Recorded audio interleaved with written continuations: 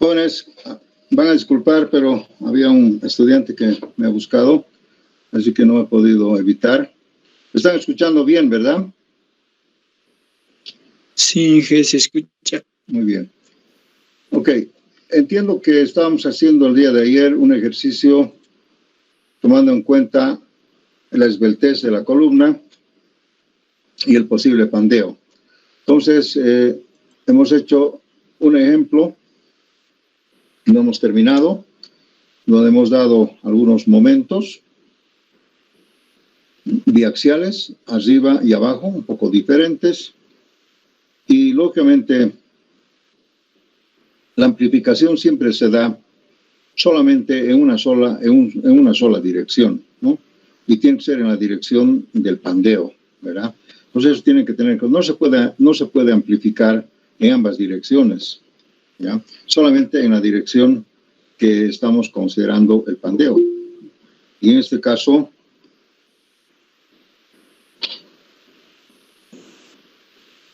ya no voy a admitir más. Inge, por si acaso no estaba compartiendo pantalla, creo.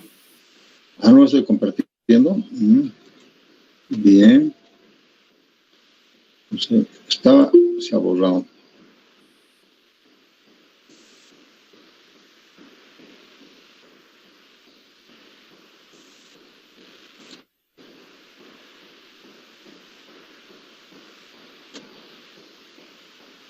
Ahora sí, ¿pueden ver? ¿Aló? Inge, ahora sí. Ya. Bien, entonces, el posible pandeo siempre se va a dar,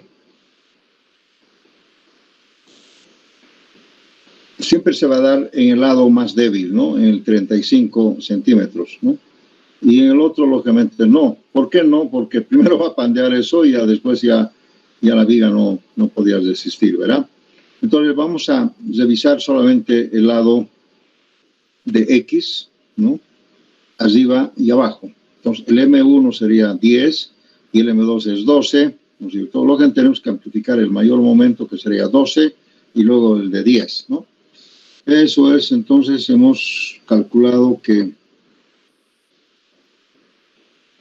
es mayor, la esbeltez es mayor, entonces aquí hay un posible pandeo, y aquí dice, se recomienda amplificar los momentos como dice la norma. ¿Cómo se amplifican los momentos? Hay que calcular ese coeficiente de amplificación en base a estas fórmulas, y las fórmulas las tenemos acá.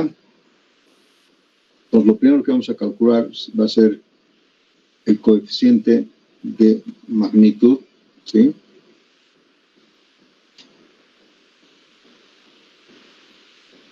Que va a ser 0,6 menos 0,4 por M1, que va a ser 10 sobre M2, 12. ¿Cuánto saldrá eso?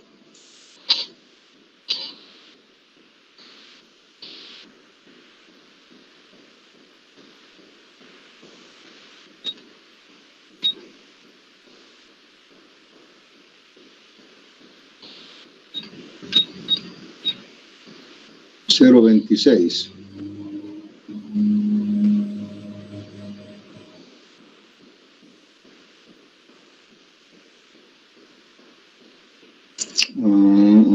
$0.6.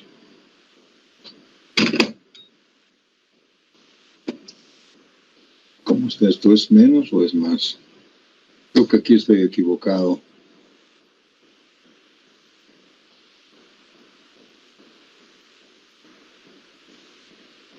Esto tiene que ser mayor a 6. Voy a revisar ahorita. Esto tendría que ser simple curvatura. Esto doble. Entonces este signo tendría que ser más. Y esto no es... ¿Cuánto saldría así?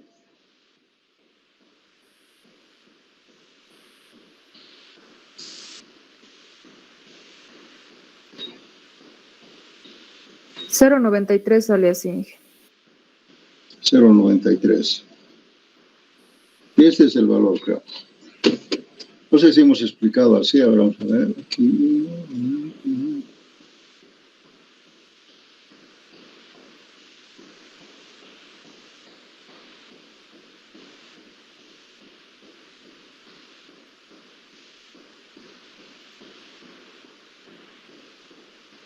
Usamos pues esta fórmula. Sí, ingeniero, lo puso y dijo que era el signo positivo para doble armadura. Eso vamos a cambiar entonces. Pero si no, voy a revisar mi libro. A ver. Si alguien tiene el libro, voy a revisar el libro, no sé.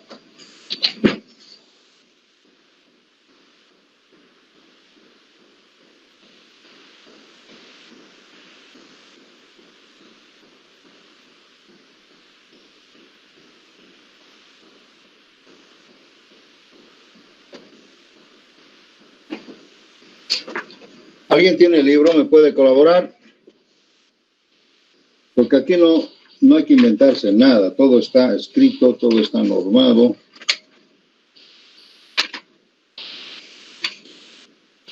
Y ya leímos, creo, esto.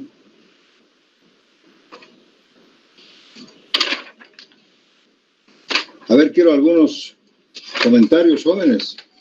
¿Por qué se están acostumbrando mal? Seguro que muchos están ahorita jugando, no les importa nada.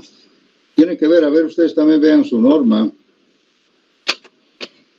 Porque ustedes también tienen que saber interpretar la norma. No es que ya el ingeniero Saavedra nos ha dicho, y así tiene que ser. ¿Quién ha encontrado?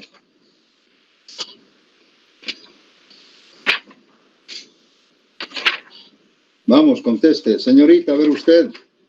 Aquí está. En la página 83 es menos. Ah, ya. En la página 83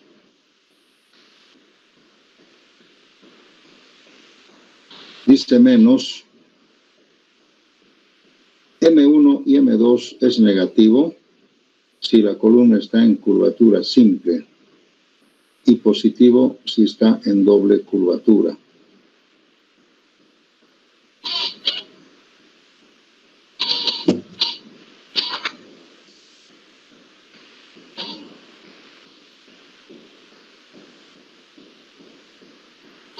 A ver, aquí dice, vamos a interpretar.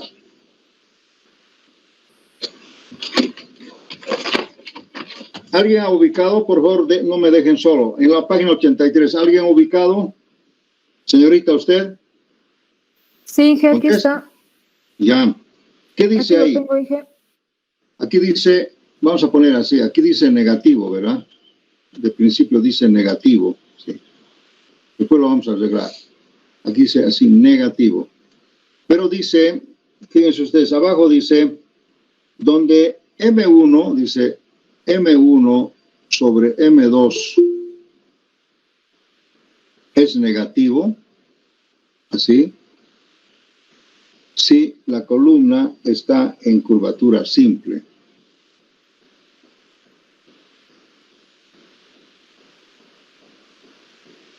Y es positivo si es curvatura doble. Así dice, ¿no, señorita? ¿Usted ha leído? Sí, Inge, así también lo entendí. Entonces, fíjense ustedes, menos por menos da más. Entonces, esto tendría que ser más y menos. Este más tiene que ser para curvatura simple. Y menos, porque aquí menos sería para curvatura doble, así dice, ¿no? Entonces, esto que he puesto está bien, está bien, ¿no? Dice todavía aquí, dice que puede ser 1 para columnas con cargas transversales aplicadas entre los apoyos, ¿no? Entonces, en último caso, este valor tendría que ser máximo 1. Entonces, este 0,93 está bien. Entonces, por favor, corrijan acá, si es que hemos anotado mal.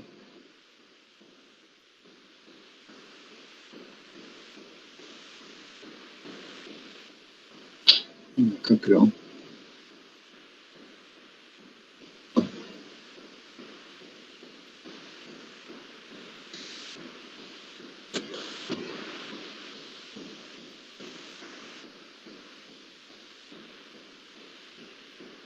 O sea, pero bueno, estoy leyendo el reglamento y se entiende. Si están de acuerdo conmigo, entonces sería 0.93.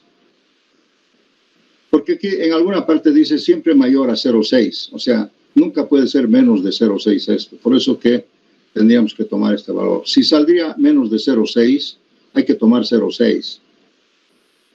¿Ya? Y el otro límite tendría que ser 1, siempre y cuando las columnas sean con cargas transversales, ¿no? Aplicadas entre los apoyos también. Muy bien. Entonces vamos a tomar 0.93. Ahora vamos a calcular EI.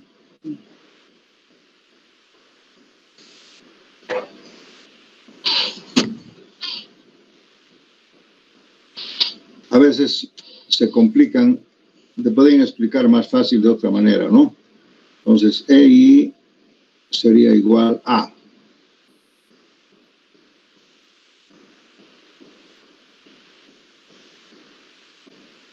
primero, entonces, como ya tenemos la fórmula acá, tenemos que calcular el módulo de elasticidad del concreto, que sería 15.100 por la raíz cuadrada.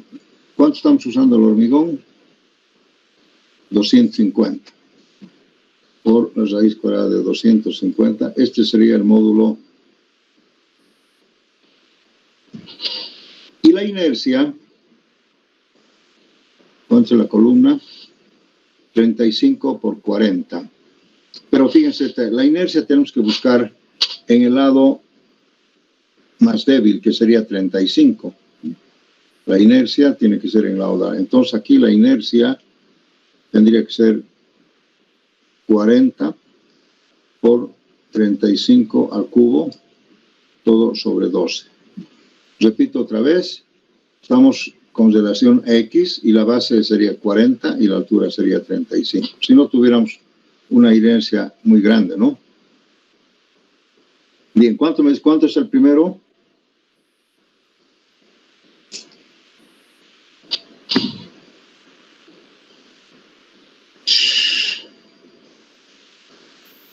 $238,751.96. 238 por 10 a la quinta, creo. ¿Y el otro? 142.916,97. 140, no es... 142.916,67. 142.916, 67. ya, coma dice, lo vamos a aumentar uno más. Y esto sería centímetros a la cuadra, ¿cierto? 142.917 sería 2.38 por 10 a la quinta, redondeado. Entonces de aquí podemos calcular el EI, que sería 0,4. También se puede hacer aquí, bueno, 0,4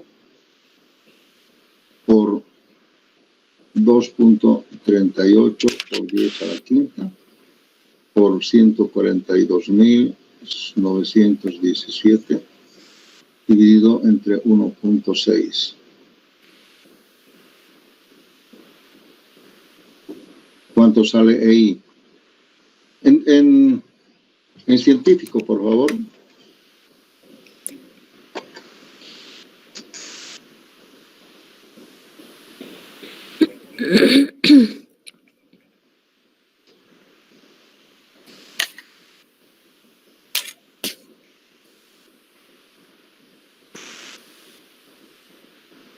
Tal vez redondeado 1.1 por 10 a la 10, ¿así?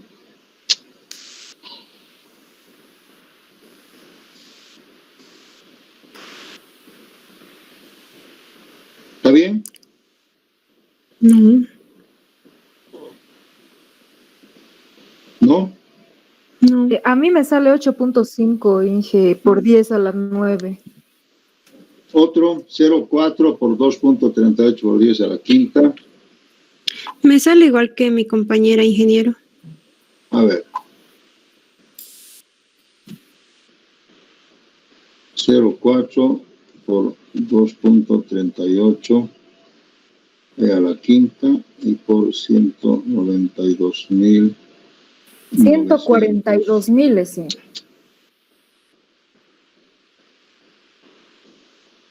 Sí, 142.917. Todo dividido entre 1.6. Así. 8.5.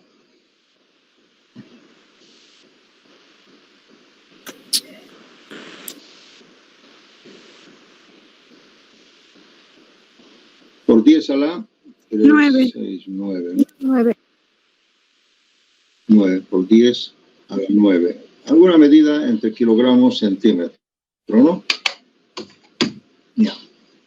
Próximo paso es calcular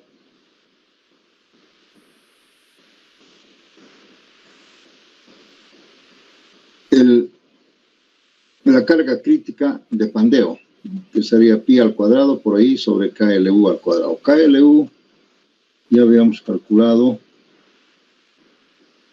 0,9 por 35, 0,25, ¿no? Entonces sería 3,25.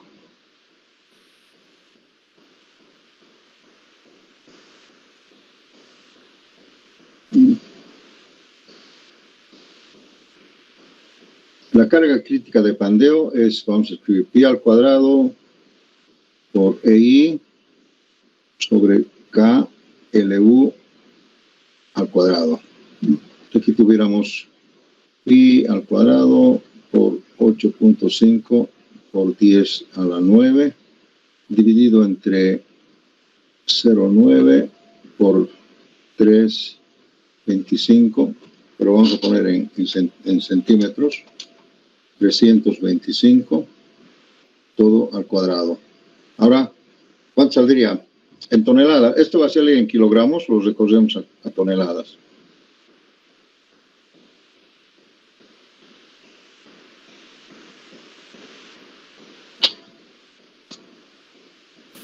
$980.5 toneladas. Sí.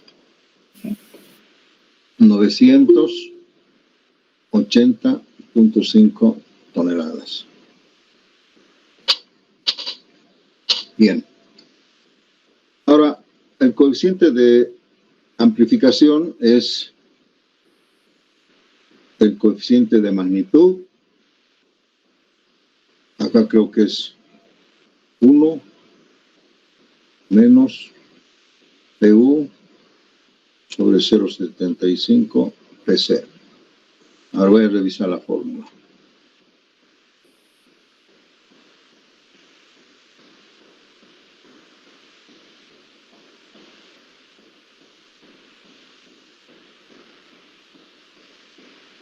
Menos PU sobre 70. Correcto. Tiene que ser mayor que la unidad.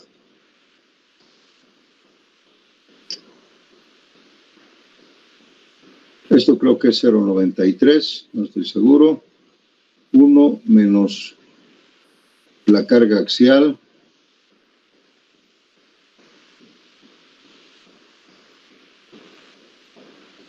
$65 toneladas.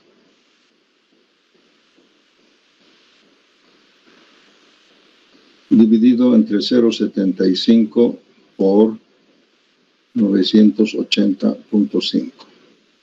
¿Cuánto sale eso?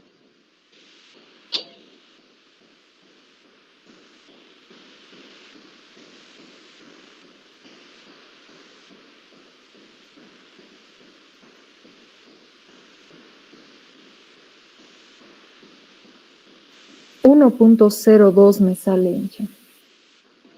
Muy poquito, ¿no? 2%. Muy poquito. Otro. Me sale lo mismo, ingeniero. Ya. Bueno. La verdad que sale muy poco. Entonces, el momento amplificado tendría que ser 1,02 por 12. Esto en el momento 2 y en el momento 1, o sea, 102 por 10.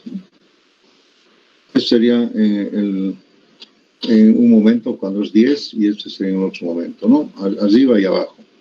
Entonces, ¿cuántos salen esos momentos?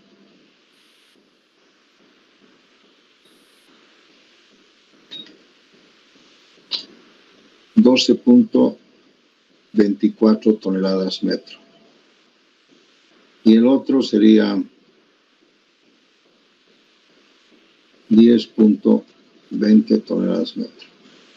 Miren, la amplificación ha sido muy poquita, pero igual se ha amplificado.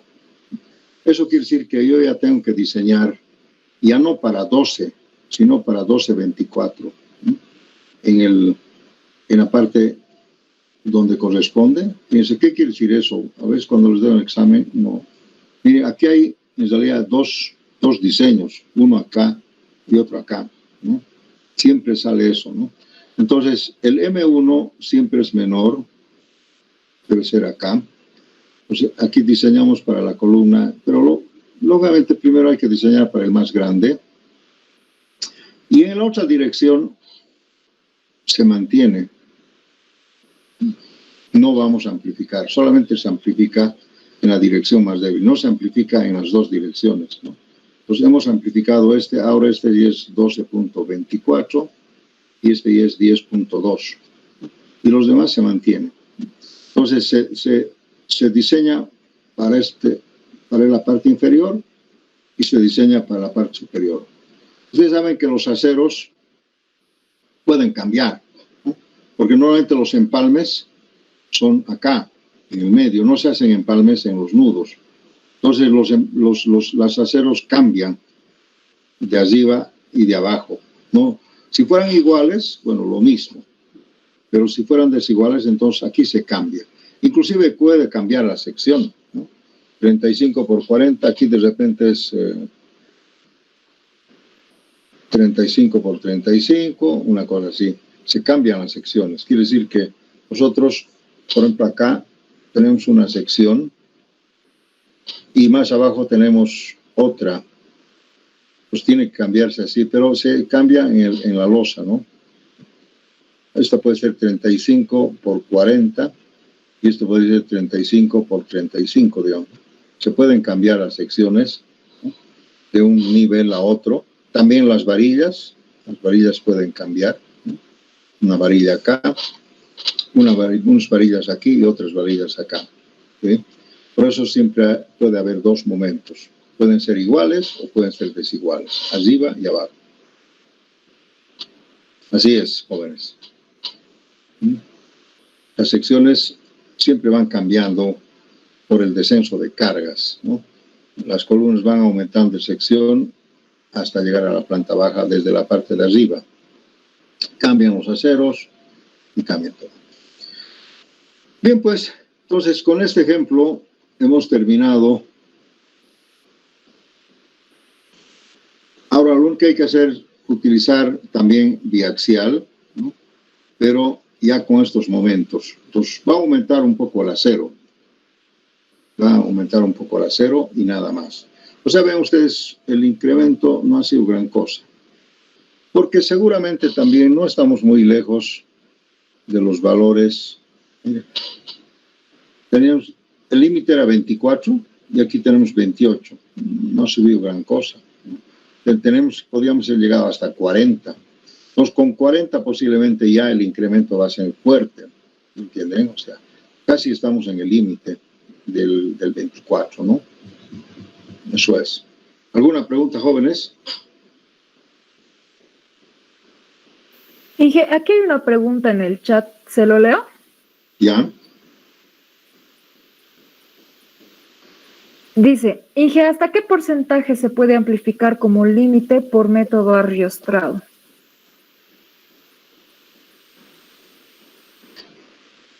Bueno, no hay un porcentaje, hay justamente este valor, 40.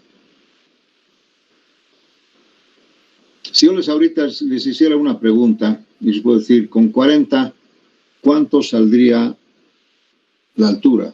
Ya no sería 3,5, ¿no? seguramente para llegar a 40, seguramente habría que aumentar esto para que sea 40. Pues esto se mantiene. Si mantenemos nosotros la sección, ese 0,9 también es fijo. A ver, dígame, para 40, ¿cuánto sería la altura? Ya no sería 3,5. ¿Cuánto sería la altura?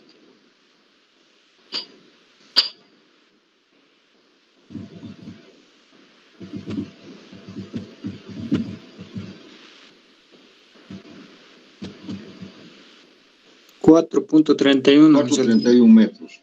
O sea, si yo le subo la longitud, la altura de la columna, 35 por 40, por ejemplo, ¿no? Llegaría entonces a ser una columna muy alta, muy esbelta, ¿no? 4,31 metros. Imagínense, sin ningún ardiostre, es alto, es una columna larga, esbelta, y estaremos en el límite de 40. Ahora, de 24 a 40, podemos calcular el porcentaje, o tal vez, no sé cuánto sería, para 24, ¿cuánto sería esto? No sé, 320, digamos.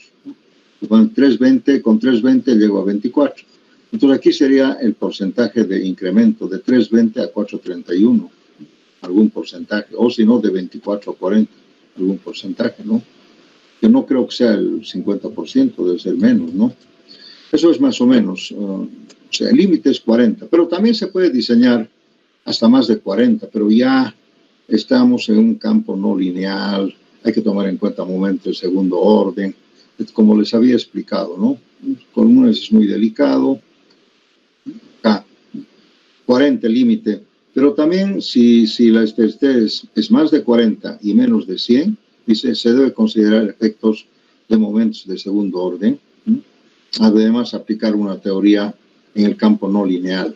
Ya no podemos usar las tablas de la PSA seguramente, ¿no? Aquí podría haber el efecto P delta, etcétera, etcétera. Cuando la esbeltez es mayor que 100, yo no conozco o no sé si hay algún método de cálculo, alguna teoría. Pero fíjense, si fuera más de 100, sería pues una columna así, demasiado larga, ¿no? Entonces, lógicamente aquí es muy peligroso, ¿no? El efecto del pandeo. Eso es. Entonces, para mí el límite sería 40. Nada más. Y eso no sé qué porcentaje será. Bien. Ahora, cuando dicen asdiostrada, estoy considerando que es asdiostrada. Si la estructura fuera no asdiostrada, entonces hay otros factores de amplificación, que no solamente es este. Si ustedes ven el reglamento, que dice, en la misma página dice, métodos de magnificación de momentos en estructuras con desplazamiento lateral. Cuando dicen desplazamiento lateral, quiere decir que la estructura no está asdiostrada. ¿Ya? Entonces dice los momentos M1 y M2, quiere decir en los extremos de una columna individual, deben calcularse ya con dos fórmulas. Y esto ya es un poco más complicado porque hay que calcular cuánto se ha desplazado la deformación lateral, o sea, se refiere a este delta, ¿no? Que ha pasado del admisible seguramente, este delta. Si se ha pasado del admisible, quiere decir que la estructura ya no es asdiostrada. Entonces, tiene desplazamiento lateral y hay que calcular ese desplazamiento lateral y aplicar las fórmulas. Yo no quiero llegar a eso porque en realidad es muy complicado, demasiado complicado, trabajar con estructuras no asdiostradas. Entonces, ¿qué se hace normalmente? Hay que asdiostrarlo. Colocar sensores o rigidizar, digamos, mediante muros o mediante columnas. Por ejemplo, ¿cómo puedo yo rigidizar en una dirección? Si veo que una de las direcciones es muy débil, si yo tengo una columna, digamos, cuadrada, 40 por 40, para rigidizar le hago así. O sea, le digo 30 por 70, digamos, o por 60, digamos. Pues le doy mayor inercia en el lugar débil con el objeto de que esta deformación esté dentro del admisible. Si no puedo con esto, con las columnas, uso algún muro de corte, algún elemento adiostrante, rigidizante, algo que me rigidice. Porque yo les digo, no les aconsejo trabajar con estructuras no adiostradas. Porque eso quería decir que los desplazamientos laterales son demasiado grandes y lógicamente es muy peligroso, los efectos P delta, todo. Nos meteríamos en grandes líos. Entonces la forma de no trabajar así es adiostrarla con algunos elementos de adiostre. Los muros, por ejemplo, los muros son elementos adiostrantes, y ya sea de mampostería o de hormigón armado. También las escaleras son elementos de adiostre. O los ascensores, el cajón de ascensor de puro hormigón armado. O sea, me genera un núcleo de adiostramiento. En fin, hay muchas formas de adiostrar una estructura, ¿ya? Ahora, edificios muy altos, por ejemplo, de 100 pisos o más o menos, lógicamente ya son estructuras que no son adiostradas, no las podemos adiostrar. Lógicamente el cálculo es muy complicado, hay que tomar en cuenta esos desplazamientos laterales, miles de cosas, ¿no? ¿Alguna otra pregunta? Hasta aquí en hormigón armado, que yo les estoy enseñando, solamente estoy diciendo, calculen estructuras dentro del rango del adiestramiento, ¿no? Y hay las fórmulas que están en la norma, que vamos a hacer un ejercicio también, donde dicen en qué momento una estructura es adiostrada o no es adiostrada, ¿ya? ¿En qué momento? No te entendí, pero intento seguir aprendiendo. Entonces, eso es lo que hay que hacer. Yo les digo por experiencia que tengo muchas estructuras, por ejemplo, de 10 pisos, de 12 pisos, cuando utilizan columnitas muy en el caso 2000 automáticamente ya nos dice que esto se ha pasado del admisible. El admisible creo que es 1,5 o sobre 1000, ¿no?, de la altura, un valor que seguramente vamos a sacar. Ese es el admisible, de acuerdo a las normas, ¿no? También. Eso es, jóvenes. Entonces, hablar de adiostrado o no adiostrada es un tema muy complejo. Yo prefiero que digamos que son estructuras adiostradas. Por eso aquí he puesto adiostrada. En ningún momento me atrevería a decir no adiostrada, porque ya tendría que calcular de otra manera.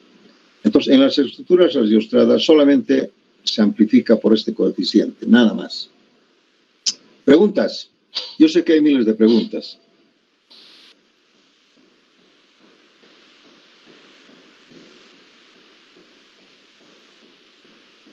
Muy bien. Si no hay preguntas,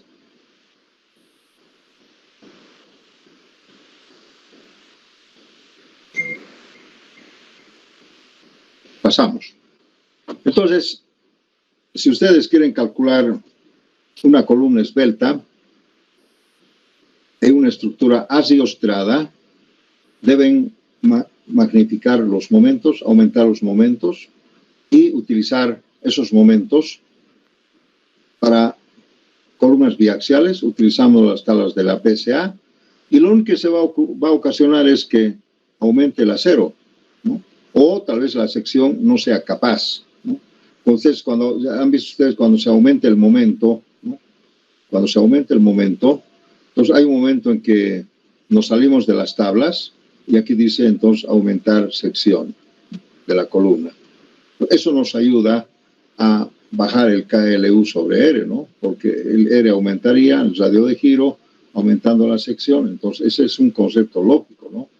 Cuando los momentos son muy grandes hay que aumentar la sección y por lo tanto este efecto de esbeltez va a reducir, ¿no es cierto? Se va a reducir y va en ese sentido el concepto de la amplificación.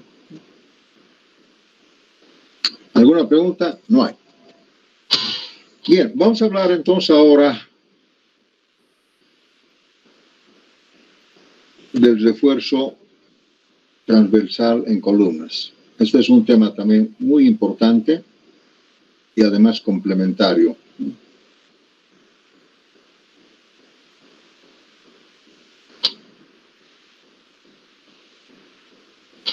El refuerzo transversal se refiere a los estribos, ya sea tipo rectangular o helicoidal, ¿no? Entonces, ya les he dicho yo, si nosotros tenemos algún refuerzo longitudinal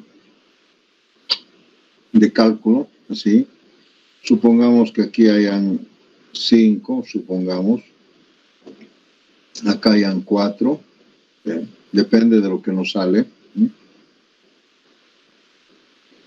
También ustedes que yo estoy armando simétricamente en ambas direcciones. Y para colmo, con el mismo número, el mismo diámetro de las varillas, todas igualitas. Repito, alguien puede diseñar con diferentes diámetros en una columna, eso es permitido también, ¿no? Pero tendría que hacer sus propias tablas, porque las tablas de la PSA se han calculado para varillas del mismo diámetro. O 2:1, alguna cosa así, que yo no quiero especular mucho, pero mejor las mismas varillas. Y van a ver ustedes que la mayoría de las columnas, observen ustedes con curiosidad en los edificios que hay en Cochabamba, hay muchos, van a ver que todos tienen el mismo diámetro, excepto algunas.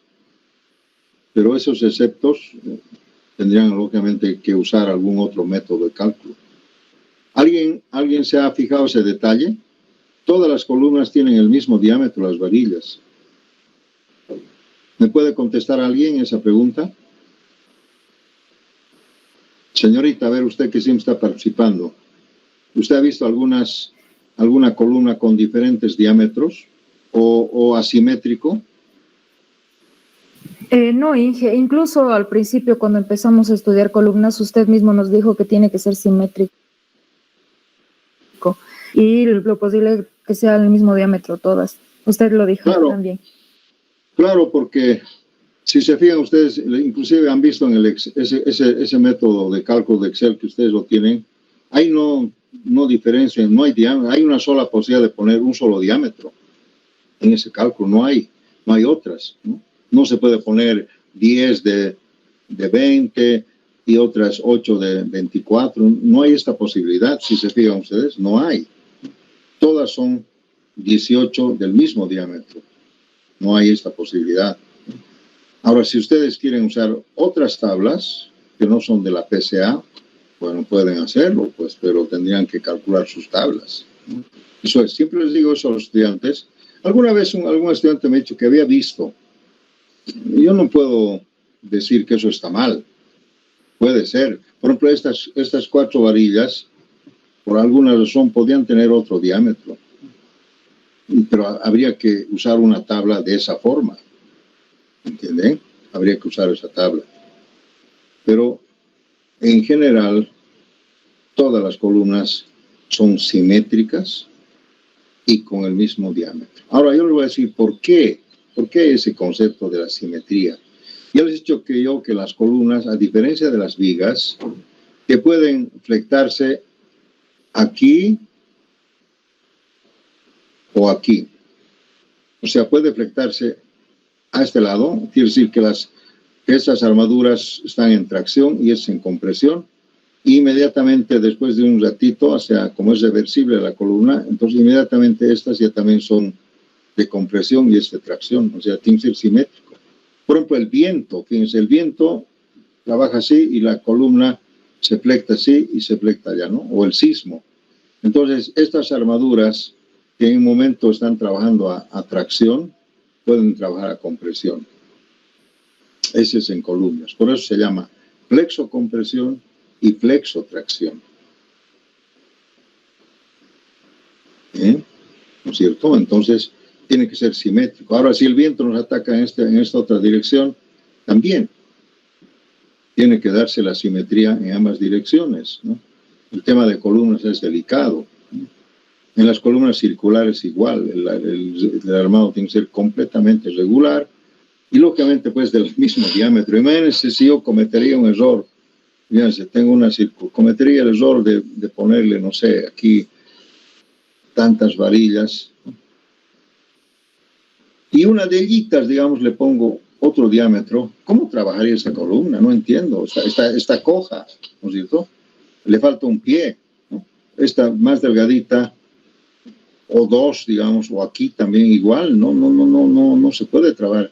El armado tiene que ser completamente distribuido, ¿no? Regularmente, porque una columna circular puede trabajar en cualquier dirección. Tienen ustedes un poste, un árbol, el viento puede atacar en cualquier dirección y el armado tiene que ser pues igualito, digamos, en cualquier lado. Y si yo le pongo esta barbaridad y le pongo aquí un diámetro que es diferente, esta coja, esta columna, ¿no? No está bien. ¿Sí? ¿Han entendido, jóvenes? La única forma de, tal vez, de hacerlo simétrica, tendríamos que tal vez compartirlo, no sé, a ver. Sí, intercalado, alguna cosa así, tal vez podría ser, ¿no? Pero ¿por qué tendrías que hacer eso? No hay necesidad. No hay necesidad de buscar otros diámetros. No le veo, ¿no es cierto? Muy bien. Al tema, sí. Sí. Una consulta. En el caso de que, digamos, en un lado de la columna se diseñara de que va a recibir mayor carga que en las otras, en ese caso, hay la posibilidad de que en ese lado haya diámetros mayores. Ya sería un diseño especial. Claro, pero ¿No es así, Inge? sí, lógico. Sí, si tú garantizas que en esta dirección, en una dirección, solamente va a trabajar en esa dirección, tendrías que decir que no hay viento. Por ejemplo. El viento no tiene una dirección en el sentido. El sismo peor. El sismo puede atacar aquí en cualquier dirección. Entonces, ¿cómo podrías tú explicar garantizando que no hay sismo, que no hay viento? Estaríamos en la luna, entonces tal vez ahí no hay esos fenómenos, ¿me entienden? Entonces es un poco difícil de predecir. En cambio, las vigas sí, pues, las vigas solamente trabajan, sí. Jamás podemos decir que hay una carga contra la gravedad. No, eso no hay. Todas las cargas son siempre debidos a la gravedad, ¿no? Salvo algún caso especial, bueno, en ese caso sí, pero esa carga también es definitiva, ¿no? Si alguien, por ejemplo, le pone acá una carga así, bueno, pues pero esto es definitivo, no es variable como en las columnas. En las columnas, inclusive, en cierto momento no hay momento, solamente trabaja con presión. Es muy delicado las columnas, jóvenes. Es un tema muy delicado las columnas.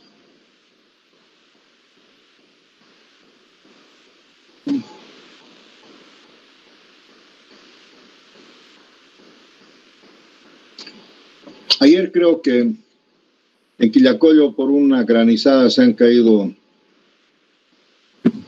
galpones, etcétera, etcétera.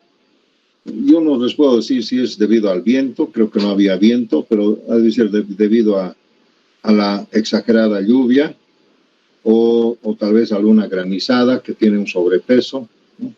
Entonces, pero fíjense ustedes, generalmente en estos galpones fallan las columnas metálicas, generalmente. No estoy asegurando, pero he visto yo en las fotos que 4 o 5 galpones que se usan, y lo peor es que es en los colegios, ¿no? Entonces, cuando la gente está pasando, los estudiantes están pasando clases, se te puede venir encima y sería una catástrofe, ¿no? Entonces, esos galpones que se hacen con unas columnitas demasiado largas, esbeltas, ¿no? Y porque creen que está soldado, va a resistir todo. Entonces, vean ustedes, en el alto también se caen. Cada vez se caen esos famosos galpones, ¿no? Por problemas de falla de columnas, por problemas de compresión, ¿sí? Eso es. Entonces, no hay que ser tan arriesgados. Esos galpones que yo veo sobre las canchas de básquet, son demasiado esbeltas. Entonces hay problemas ahí de pandeo, etcétera, etcétera, ¿no? Entonces, se van a caer todas. Si no están bien reforzadas con un buen refuerzo, se van a caer todas cuando venga un viento, una lluvia, una nieve, una granizada, etcétera, etcétera, ¿no?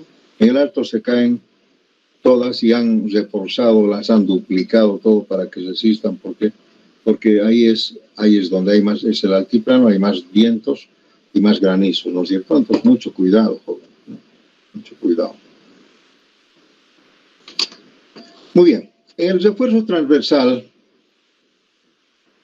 se refiere a los estribos, y los estribos también son un tema muy importante en columnas.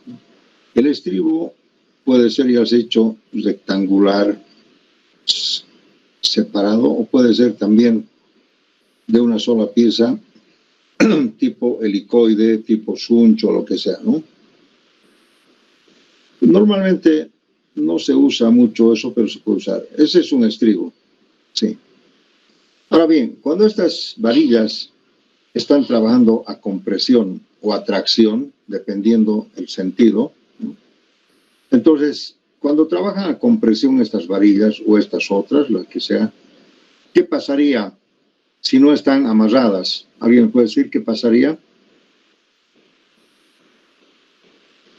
Se hace un bulbo, ¿sí?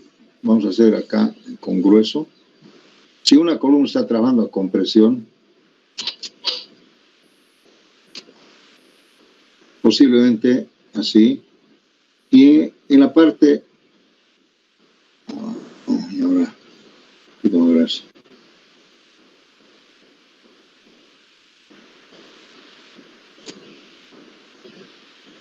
Posiblemente sufra, esto se llama el bulbo de compresión, ¿no? Y lógicamente el hormigón que estaba por aquí, el hormigón que estaba por acá, ¿sí? Recubrimiento de 2 centímetros, esto se ha roto, ¿no? Y fíjense ustedes, aquí la falla es inminente, ¿no? Porque inmediatamente la columna se ha bajado un tanto, y esta columna ya no trabaja porque los aceros se han rendido, y es como la silla que si le quitas una pata se va a caer. Entonces, toda esta carga transmite a las otras columnas, y las otras columnas también fallan porque se les ha cargado más de la cuenta, ¿no? Más de lo que debían. Entonces, fíjense, ¿por qué ha fallado esto? Porque no ha tenido este refuerzo transversal, que no le ha permitido.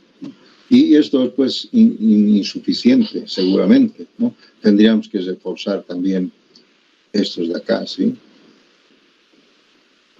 O estas también. Así. Inclusive podemos aumentar así.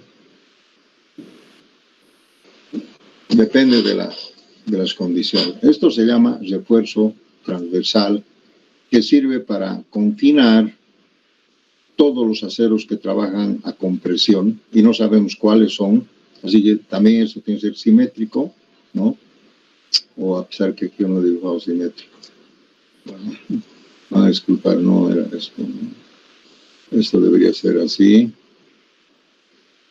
y así, digamos, si quieres darles alguna simetría.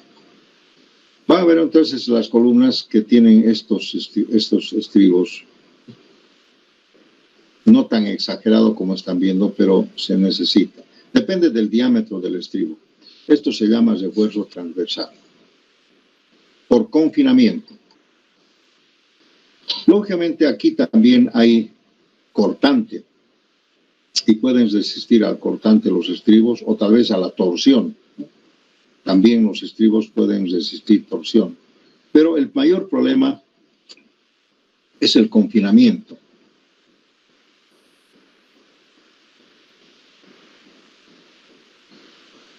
Este problema. Imagínense estos estribos, la fuerza que tienen que aplicar para que esto no ocurra. Bien, este tema es un poco delicado. La norma siempre ha dicho que La cuantía volumétrica,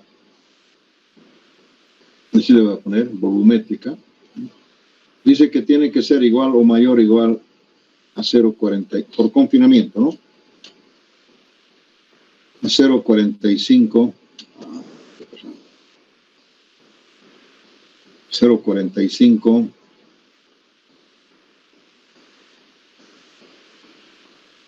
del área gruesa de la columna sobre el área de confinamiento menos 1 por F'C sobre Fy. Pero esto creo que tiene que ser mayor a algo así, 0,12 de F'C sobre Fy. Esta es la primera fórmula que siempre se ha usado, inclusive los europeos también manejan esta fórmula. Y esta fórmula se ha desarrollado en base a estas ecuaciones de confinamiento que ustedes pueden ver en muchos libros, pero no es necesario hacer el desarrollo. No es una fórmula empírica, es una fórmula en base a estos esfuerzos, ¿ya?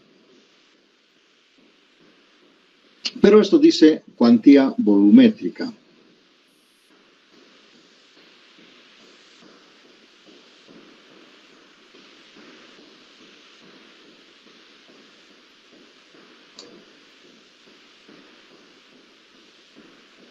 Y cuantía volumétrica quiere decir el volumen del acero sobre el volumen del hormigón. Porque nosotros hasta en vigas y hemos usado cuantías de acero en área. Ahora estas son cuantías de acero en volumen. Nos tiene que ser el volumen del acero sobre el volumen del hormigón. ¿Por qué? Porque fíjense ustedes, esto que está envolviendo está manejando volúmenes. Y además esta fórmula solamente sirve, aquí lo voy a escribir, para estribos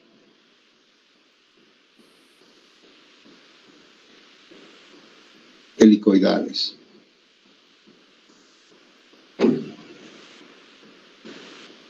¿Ya? O sea, el estribo tiene que ser tipos de sorte, ya sea cuadrado, de la forma que es helicoidal. Pues esta es la fórmula que maneja. Y de aquí se puede llevar a estribos rectangulares, etc. Es la fórmula que ustedes siempre van a ver en todos los libros, ¿no? Y esta es la cuantía que necesitamos.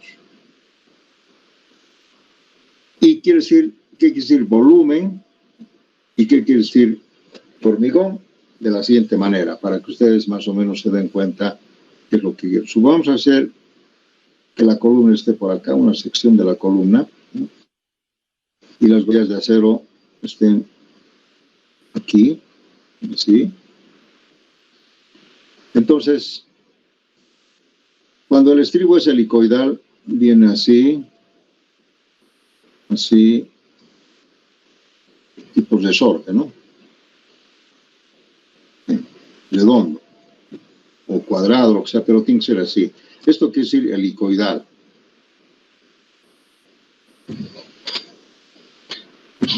Entonces, observen ustedes, voy a hacer aquí un volumen, una volumetría acá.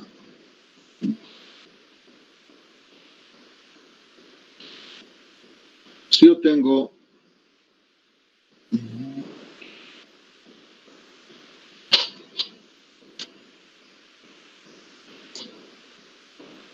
pues voy a achurar esto, ¿sí? Este sería un volumen para una distancia S del espaciamiento del resorte. Este sería, porque si yo quiero calcular todo el volumen y todo el del acero, es lo mismo, ¿no? Porque este es un módulo, digamos. Solamente se calcula un módulo, que sería una vuelta. De aquí, una vuelta, llega hasta acá. Pues ahí ocupa un volumen de acero y un volumen de hormigón, dependiendo si es circular, si es cuadrado. Haremos, digamos, con un circular, ¿ya? O sea, esto que sea un circular, así. Pues aquí tendríamos el diámetro de C, digamos, la circunferencia. ¿Y qué quiere decir entonces la cuantía volumétrica?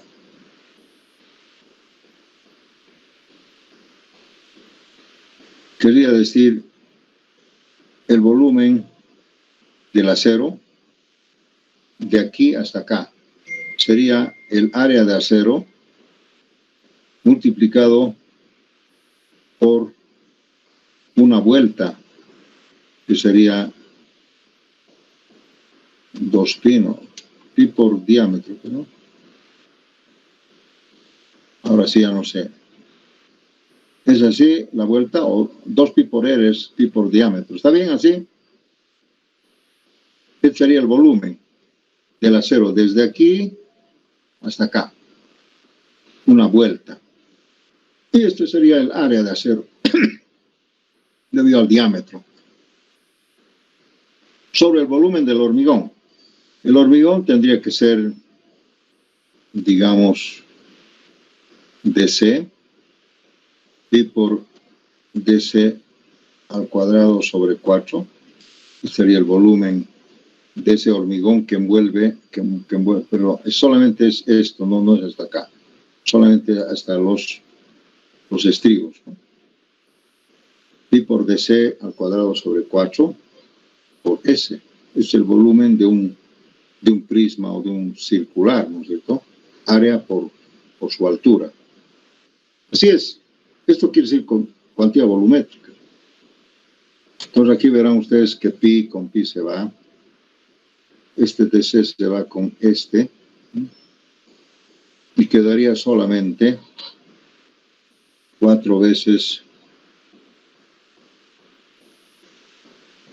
AS sobre S.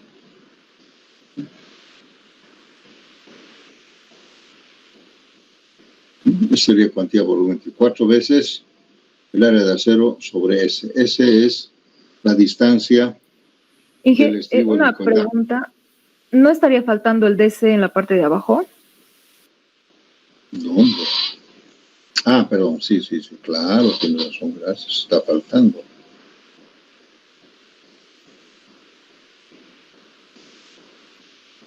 Aquí sería S por DC.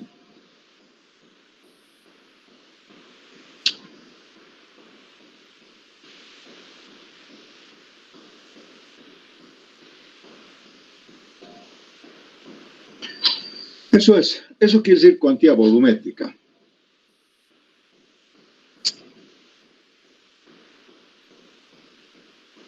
Y si nosotros reemplazamos en esta fórmula, tendríamos lo siguiente, ¿no? Sería 4 veces AS sobre S por DC, y sería igual a 0,45 por el área bruta sobre la área de confinamiento, es esto, el DC, ¿no? O sea, en una columna solamente se confina el confinado, sí. Este no hace eso. Y esto es para mí DC. No es todo, ¿no? Entonces, el área bruta es esto y el área de confinamiento es esto, lo que confina, ¿no? Y aquí están las varillas, ¿no? Sí. Entonces aquí se ve claramente que el área de gruesa sobre el área de confinamiento siempre va a ser mayor que 1, siempre, ¿no? Entonces aquí dice menos 1 por F'C sobre Fy. Entonces de aquí podemos despejar a S. El área de acero en columna circular con estribos helicoidales, el área de acero tendría que ser 0,45 sobre 4, ¿sí? Por S por DC, AG sobre C menos 1, F'C sobre Φ. Esto sería para estribos helicoidales. O circulares, también si quieren, circulares. ¿Ya? Así. Ahora, si ustedes no pueden colocar estribos helicoidales circulares, entonces también la norma dice que AS, aquí comparando, AS es igual, dice 0,3 por S por DC, AG sobre AC menos 1 por F'C sobre FY. Y esto tiene que ser mayor, creo que es 0,09 de S por DC por F'C sobre FY. Esto tiene que ser mayor a 0,12, ¿no? Y estos son estribos, estos son helicoidales, y estos son estribos rectangulares, ¿no? Individuales, digamos, estribos rectangulares, ¿no? Separados, ¿no? ¿Qué se quiere decir? Esto también está en la norma. Ahora bien, ¿qué diferencia hay este con este? La diferencia está aquí.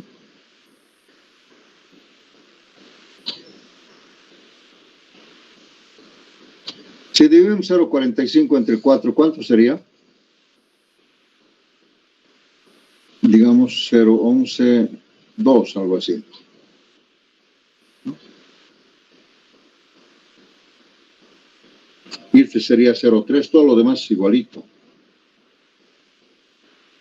Pero, aquí hay un pero. Este es una sola rama. Y este es 2 ramas. Ajá. ¿Por qué? Porque ustedes saben que el estribo, como esto también lo calculamos para el cortante, siempre calculamos para 2 ramas. En cambio, en el helicoidal no se puede calcular para 2 ramas porque esto es una espiral. Entonces, esto es para una rama. Siempre el estribo se calcula solamente para un hito, una rama. En cambio, cuando calculamos los estribos y hacemos equivalente al cortante, calculamos para... Entonces, esto quiere decir que es doble. Y esto es simple. Ahí está la diferencia. Entonces, si yo quiero igualar esto con esto tendría que dividir entre 2. 0,3 entre 2 sería 0,15. Ajá. Ahora sí puedo igualar 0,15 contra 0,11,2. Así. Si ustedes quieren comparar, pueden comparar así. Ahora díganme ustedes, ¿en cuál de ellos se utiliza menos acero? Aquí 0,15, aquí 0,11,2. En este. O sea, quiere decir que si uso estribos helicoidales, voy a necesitar menos acero de confinamiento. En cambio, si uso aceros rectangulares, voy a usar un poco más, ¿no? 0,15. En otras palabras, quiere decir que para el mismo diámetro, para el mismo área de acero, más efectivo, escuchen bien, es la columna con estribos helicoidales. Más efectivo que el rectangular. Porque lamentablemente estos estribos rectangulares solamente son separados, cada uno separado del otro, ¿no? En cambio, el helicoidal, como es para que sea más efectivo, es de una sola pieza. Y para que se rompa, básicamente tendría que romperse, pues tendría que afectarle todo, ¿no? Miren ustedes, si yo quiero estirar esto, ¿sí? Todito se va a estirar, ¿no? Entonces es más efectivo que el estribo separado, ¿no? Que es de una sola pieza, ¿ya? Y hay que hacer, si quieren si tienen empalme, hay que saber empalmar también los estribos helicoidales. En cambio, los estribos rectangulares están ya separados cada uno, ¿no? Son independientes. Entonces aquí vemos, jóvenes, por concepto, que el estribo helicoidal es un poco más efectivo que el estribo rectangular. Todo lo demás. Dije una preguntita. Dígame. En caso de que el estribo helicoidal fuese para un armado rectangular, ¿también se calcula para una sola rama? Sí, exacto. O sea, si esto, a ver, no sé si estoy entendiendo. Esto también puede ser helicoidal, no siempre circular, ¿no? O sea, quiere decir, si tú quieres un estribo rectangular así, pero de una sola pieza, como resorte, también puede darse esta forma. Si alguien lo puede fabricar, como hay también en otros países, esto puede ser helicoidal, ¿no? Así. Y lógicamente aquí se calcula solamente con esta fórmula, para uno nomás. En el corte nosotros que hacemos doble rama, entonces como el cortante tiene que ver también con el confinamiento, para que no se confundan es esta fórmula, porque este área de acero también sirve para cortante, y en el cortante nosotros calculamos con dos ramas, entonces por eso dice 0,3 o 0,15 para una rama, por decir algo, es lo mismo, ¿sí? Entonces un poco confunde, pero por eso que miren, yo me tardo un poco, porque aquí los estudiantes se confunden. No, 0,3 para dos ramas, 0,11,2 para una rama. ¿Alguna otra pregunta?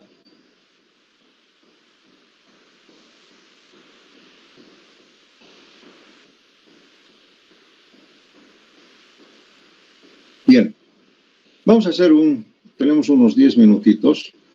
Vamos a ver un ejemplo, así de fácil, para que ustedes se den cuenta de qué estamos hablando. A ver, pongámosle una columna, a ver, de 40 por 40.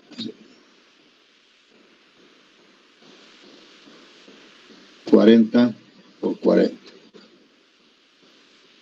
Y hemos calculado el área de acero de alguna forma, no sé cuánto, digamos así, lo que sea.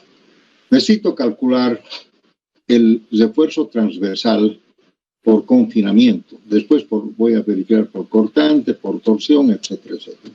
¿Cómo coloco los estribos? ¿De qué diámetros y cómo? Pues vamos a calcular. Supongamos que vamos a usar estribos rectangulares.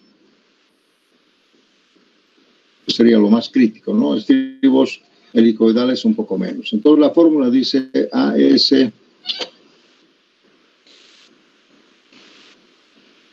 igual a 0,3 de S por DC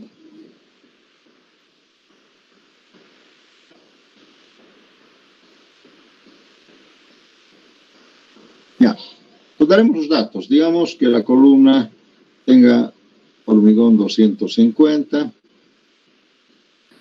el FIE que sea 4200, después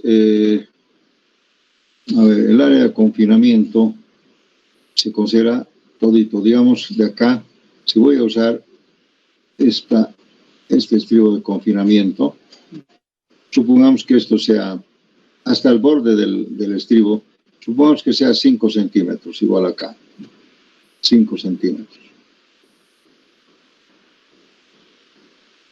O menos, tal vez menos. Mucho es 5. En realidad debería ser 3, ¿no? 3 en columnas. Porque se calcula solamente el recubrimiento, porque el diámetro del estribo ya está incluyendo en el área de confinamiento, ¿no? No es ni siquiera del todo el área de confinamiento, solamente se descuenta el recubrimiento del hormigón, ¿ya? Vamos a calcular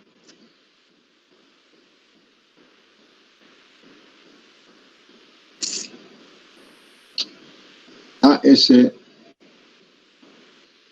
sobre S. La separación no sé, todavía lo voy a traer acá. Va a ser igual a 0,3 por DC, sería 34. 3 más 3, 6. 40 menos 6, 34. Ese sería el área de confinamiento o la de longitud. Aquí sería 40 al cuadrado y aquí sería 34 al cuadrado. No es al cuadrado, no estoy inventando. Sí, nomás. Menos 1. Inge, son áreas, estaría bien al cuadrado. Sí. Son áreas. Estoy medio confundido.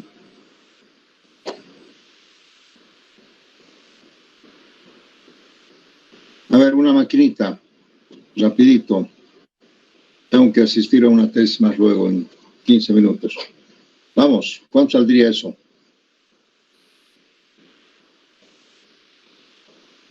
$0.23 me sale.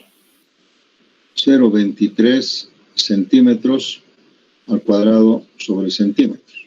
¿Ya? Entonces, fíjense, para una columna de 40 por 40, de esas condiciones, yo necesito esta cantidad de área de acero por confinamiento. Entonces, fíjense, si yo usaría solamente un estribo así, entonces sería, digamos, phi de 8, por decir algo, ¿no? Entonces, el AS en dos ramas, creo que es 1,01, no sé, 1 centímetro. A ver, ¿cuánto es 2 phi de 18? De 8, perdón.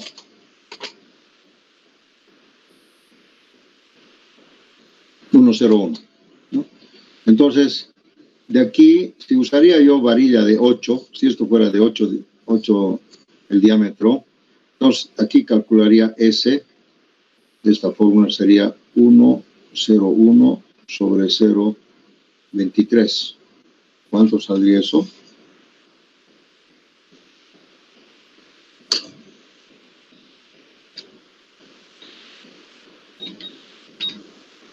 .4 centímetros. Fíjense ustedes, yo debería colocar, si es varilla de 8, solamente así, uno solo, tendría que colocar separado cada 4,4 centímetros. ¿Qué es eso? Si casi seguidito. Pues lógicamente acá, o uso mayor diámetro, podemos usar, digamos, phi de 10, y el área de acero para phi de 10 sí es diferente. Si fuera phi de 10, sería 1,57. Entonces esto cambiaría a 1,57. Sobre 0,23 me va a dar un poco más espaciado.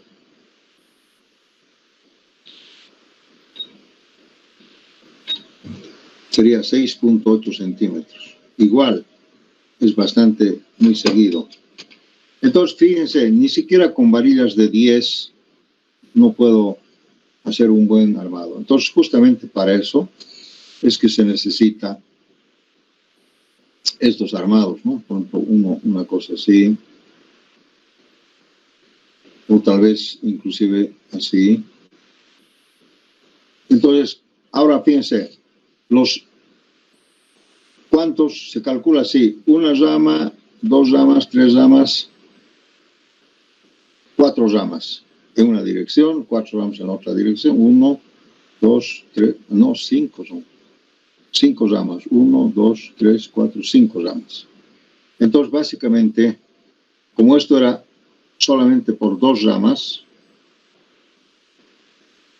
por 5 ramas, esto va a aumentar. O por 4 ramas, tal vez podemos hacer, ¿no? Por 4 ramas va a aumentar el confinamiento, ¿no? Entonces, para eso es que se utiliza más para reducir o para aumentar el espaciamiento.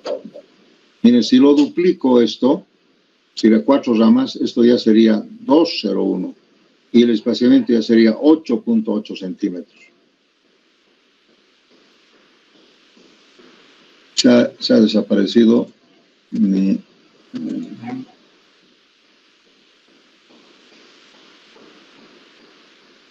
Muy bien, jóvenes, algo ha pasado con mi pizarra, se ha desaparecido.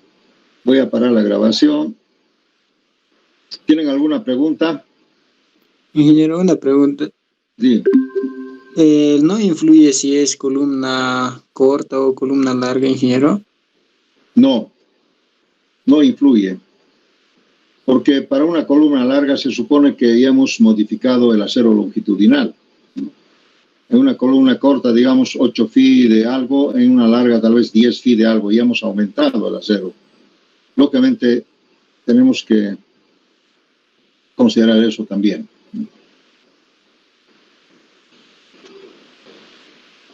No sé dónde está mi trabajo, ya se ha desaparecido.